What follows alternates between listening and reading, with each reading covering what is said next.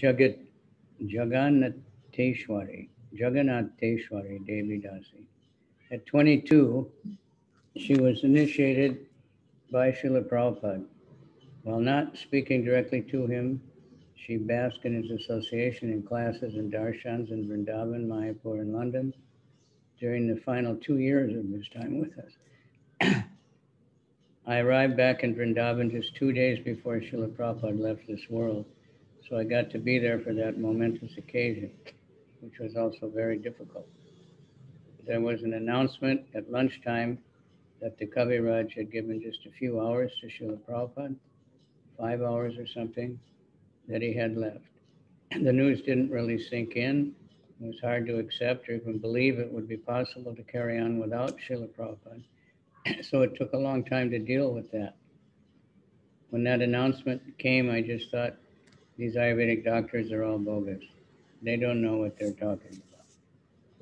But the doors of Srila Prabhupada's room were open to everyone, and all went and spent the whole afternoon there. Many devotees were in the room doing bhajans. I was engaged in grinding sandalwood paste for Srila Prabhupada.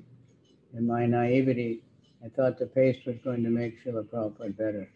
I didn't realize that the sandalwood paste would be to go onto Srila Prabhupada's body after he had departed. I was grinding and grinding. At some point, I left the room to take a break and take some prasadam because I was feeling very weak. The time that Srila Prabhupada was supposed to leave had already passed, so I thought, it's not going to happen, don't worry. Take a break. Come back. Just on my way back to the room, I heard someone say Prabhupada had stopped breathing. I thought, well, he stopped breathing, but he's going to start breathing again. Just in a moment, it can't be true. Then eventually, after a few moments, it sank in that the time had come, and it was very devastating. We stayed up all night making garlands in the temple room. After Srila Prabhupada was bathed and dressed, his body was brought onto his Vyasasana in the temple room with the sandalwood paste. All the garlands were placed on his transcendental body, and we stayed all night like that. In the morning, there was a procession to take Srila Prabhupada to visit all the 7 temples of Vrindavan with the Harinam party. We all followed in procession. Then we came back to place his body in Samadhi. Then after that, there was a feast for the devotees. I wasn't feeling well, so I didn't take the feast. I just went to the ashram and decided to fast. Actually, at that point, I just thought, I'll fast until I leave my body. What's the point of living? But then Parvati came and persuaded me to eat something. And in that way, we gave strength to each other. We've had to give strength to each other to carry on. It took time to deal with the separation from Srila Prabhupada and learn how to actually associate with Srila Prabhupada in separation. For many years, I've been worshiping my deity of Srila Prabhupada.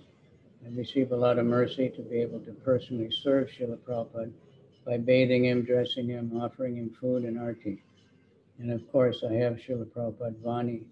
Srila Prabhupada told us that Vani is more important than Vapu. By the mercy of the devotees, we have all his recorded lectures, and of course, by Srila Prabhupada's mercy, we have his books. So we have so much. We have so much. I think that the physical association with the spiritual master is just the beginning of our relationship. Actually, because it's an eternal relationship, we just have to keep on trying to serve Srila Prabhupada. I feel some burden of responsibility as Srila Prabhupada's disciple, which I'm not qualified to carry. Hopefully, by the mercy of the devotees, I can carry on his teachings. I've had a few dreams that are important to me. Srila Prabhupada has given me a lot of encouragement. I guess because I need to feel his shelter. Just one little dream was so special that it can stay with you for the rest of your life. A little exchange can mean everything, like Srila Prabhupada allowing me to take shelter of his lotus feet, or him touching me in the dream, touching my hand, patting me on the shoulder, things like that. I feel I got a lot of Srila Prabhupada's mercy through his disciples who were close to him and who were empowered by him to lead the movement. Any of his disciples, or any devotees actually, can act as his instruments to inspire us, to encourage us. But that's been very important as well. And it still is for me. For example, I'm married to a disciple of Tamal Krishna Maharaj, and in that way I get a lot of shelter from him. He's helped me a lot in my spiritual life, and many others as well. Giriraj Swami, Indradumna Swami, Radhanath Swami, and so many other devotees have helped me and engaged me to serve Srila Prabhupada. When I was a new devotee in Vrindavan, the 24-hour kirtan was going on, which was established by Srila Prabhupada when the Vrindavan temple was opened. We had our slots. Himavati, Rasagya, and myself used to chant together from 11 a.m. to 12 p.m. during the Raj Bholya offering. We used to chant the Bhajabhakata Vatsala, the noon offering song. It was very beautiful. Srila Prabhupada was present in Vrindavan during some of this time. Himavati used to take me sometimes for the morning walk during some of this time. Most of the ladies wouldn't go, but she would go and sometimes take me with her to tag along the back of Srila Prabhupada's morning walk. Himavati was very kind to me. Jagarini Devi Dasi. In Los Angeles in May 1973, Prabhupada initiated Jagarini, who was 20 at the time. Prabhupada said Jaga means sleep, and Jagarini means one who has conquered sleep, and sleep is ignorance. Jagarini is one who has conquered ignorance. In 1971, near Kula, Tirtharthi, Brahmarupa and I were hippie friends in Brooklyn, New York. Once we were in Tirtharthi's house watching a baseball game on TV when there was a special news broadcast of the Swami arriving at the New York airport. We were all raised Catholic, knew nothing about Krishna consciousness, and had never seen anything like this before. That was the first time we'd seen Srila Prabhupada, and all four of us were glued to the screen. Wow, look at him. His countenance was regal, yet humble, and he was powerful and gentle at the same time. When I joined the temple in Los Angeles, the men and women stayed in different sides of the temple room and didn't associate closely, but there was a brotherly, sisterly mood between us. Srila Prabhupada spent lots of time there, and his desk was next to the upstairs window. However, whenever I walked through the hallway, I'd see Srila Prabhupada's head in the window. Once, unexpectedly, Prabhupada visited our apartment, which was next to the Los Angeles temple. He looked in every room, closet, and cabinet. In the end, he looked at me, smiled, and said, "Very nice, very clean." All my cleaning worked in my favor.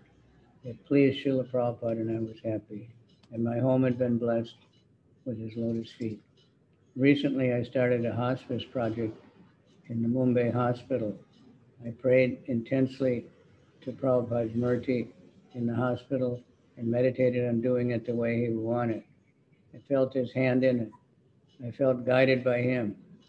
We can have Srila Prabhupada Association. He's here now in his books and instructions. It's strong and prominent, comforting and wonderful. How fortunate we are. My parents were not supportive of my Krishna consciousness. My husband was an alcoholic, and I raised 3 sons. I was determined to stay, and during my many hard times, I'd pray to Prabhupada and feel his guidance, comfort, and strength. And I was happy. My mother would say, "Aren't you having a nervous breakdown?" But this wonderful consciousness that Prabhupada blessed us with, this perspective that we could actually feel happy in any situation, was his gift to all of us.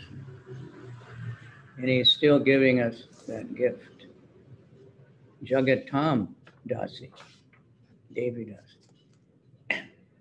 In 1975, Jagatam had been living in the Pittsburgh temple for a month when she and other devotees drove to meet Srila Prabhupada at the New York airport.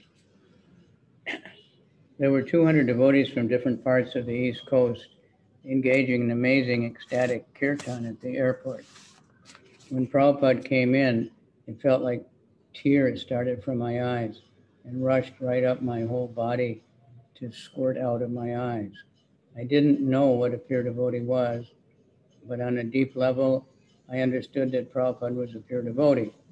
I was crying and everyone else was crying. It felt like we were in an ocean. In Vrindavan, I got a chance to help make Srila Prabhupada's fruit offering. We had to peel everything thoroughly.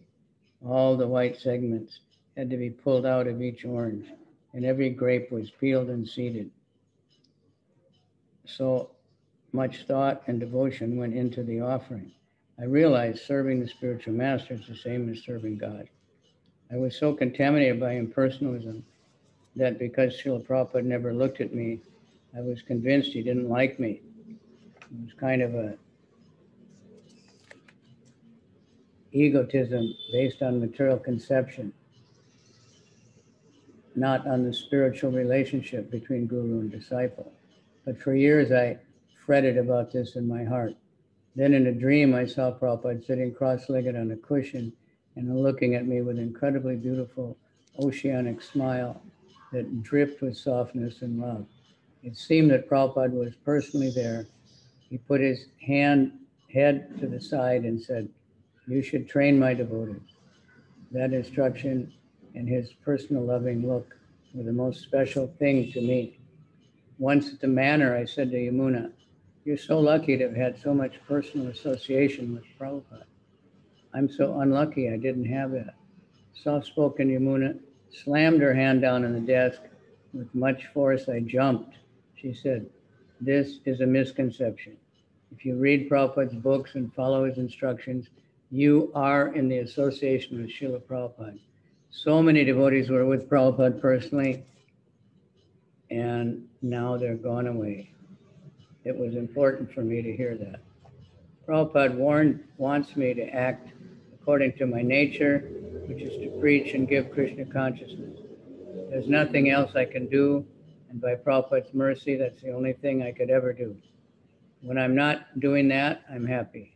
I pray that Srila Prabhupada helps me to stay on the path and continue to share Krishna consciousness with others, because there's nothing else really. Prabhupada says, without preaching, there's no life. Next is Jagat Priya Devi Das. At Town Hall program in Sydney, Jagat Priya saw Prabhupada, got some prasadam, liked the devotees, and later visited the temple.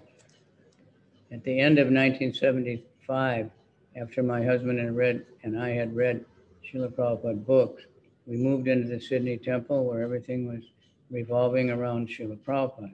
Everybody spoke about him and was conscious of him by serving, following the regulative principles, chanting 16 rounds a day, and going to the program. I became more and more attached to Srila Prabhupada. When Prabhupada visited Melbourne in 1976, we heard his morning Bhagavatam classes and attended his evening darshans.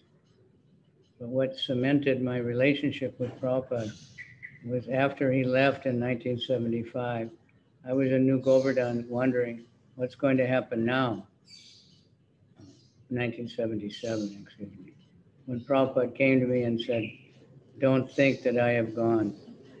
That is the turning point in my relationship." I thought, of course he's not gone, he's with us. And I felt much closer to him. Just those 6 words coming from Srila Prabhupada's mouth cemented my relationship with him. And I've never ever thought of doing anything else with my life except to serve him.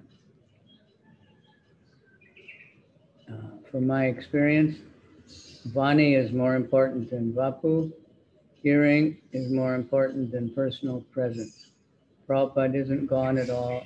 Devotees who didn't see him are not any less fortunate than those who did.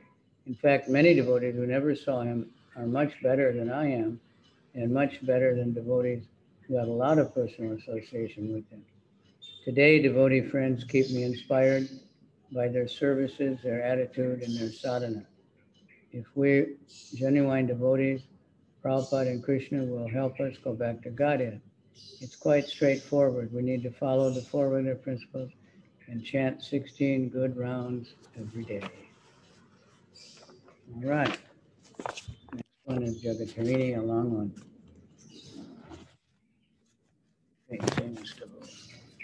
Thank you very much. Srila Prabhupada ki jai. Gaur Premanandi, Hari Hari Bol.